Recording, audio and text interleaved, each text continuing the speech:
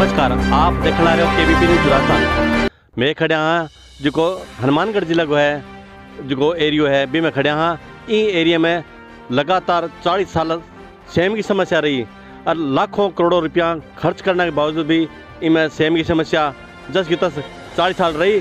और बिंग बाद भी आप देखना रहे हो कि ई क्षेत्र का जिका किसान है बड़ा मायूस नजर आ रहा, मगर किसान हार कौन मानी आपकी। और जिकी ज़मीन सोनो उगलती बा सोनो उगलने के बाद में लगातार इन क्षेत्र में जिकी ज़मीन ही वह बंजर सी होगी। और आप देखना रहे हो कि मैं थोड़ा कहूँगा कि इस साइड में दिखा हुआ है कि जिकी ज़मीन जी सफ़ेदी देखना रहे हो आज जिकी सेम की समस्या सारों बड़ी समस्या होती है इलाका की। और जिकी सड़क पर मैं खड़ा आज दलदल को रूप ले रखे हो और दलदल के रूप के कारण अट्ठाईस जी साधन है वह बड़ा मुश्किल चलता। और सारा साधन जिका चलता है वह बड़ा मतलब आ सड़क मतलब कई बार बन चुकी और लाखों करोड़ों रुपया एक बार खर्च हो चुका। और इन बावजूद भी किसान अठा का हार कौन मानी। और आज बात जिकी ज़मीन है वापस जिकी तैयार होने रही है और किसान आपकी ज़मीन उपजाऊ बनाने के लिए लगातार प्रयास करना रहा है। और इन क्षेत्र में सारों बड़ो योगदान है जो इन क्षेत्र का जनप्रतिनिधि रहा मांग होना रहेगा। किसानों को बहुत बड़ा योगदान इन ज़मीन में सुधारने में रहे और हार ना मारने के कारण आज ज़मीन वापस सोना उगने लग रही है। और 28 की सारी बड़ी लाइट की व्यवस्था है जी आप देखोगा। और जिका सोलर है प्लांट वह सारों ज़्यादा है एक संजीवनी बूटी को काम करे और वापस टीला पर भी देखोगा खेती होने लग रही है। और एक हनुमानगढ़ जिला के माँ सागे सागे गंगानगर जिला की भी इसी ज़मीन है जिसका टीला पर खेती होने लगी है। आप लगातार देखते रहो केबीपी न्यूज़ राजस्थान।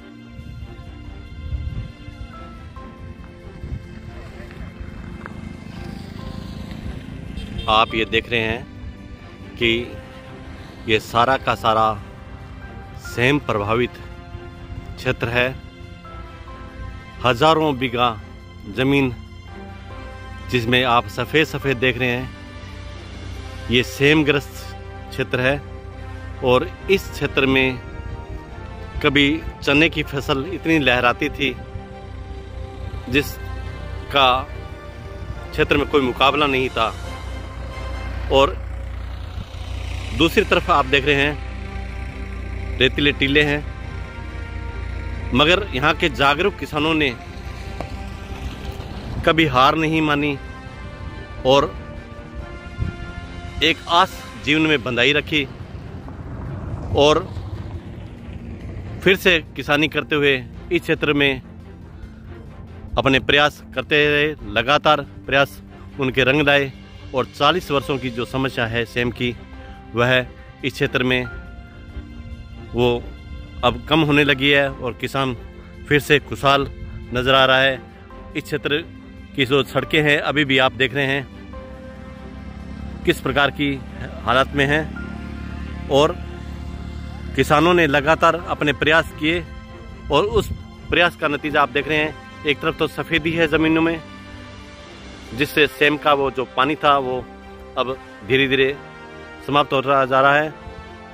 सेम का मुख्य कारण यही रहा कि इंदिरा गांधी नहर का जो पानी जो रिसाव होता था वो इस क्षेत्र में लगातार होता रहा और नहर की हालत खस्ता होने के कारण वो इस क्षेत्र में वो पानी है उसका लेवल ऊपर आता गया।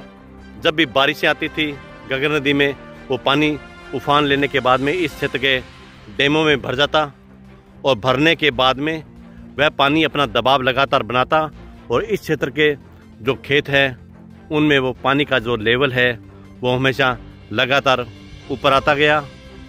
और ये ज़मीनें हैं वो पानी से लबालब हो गई।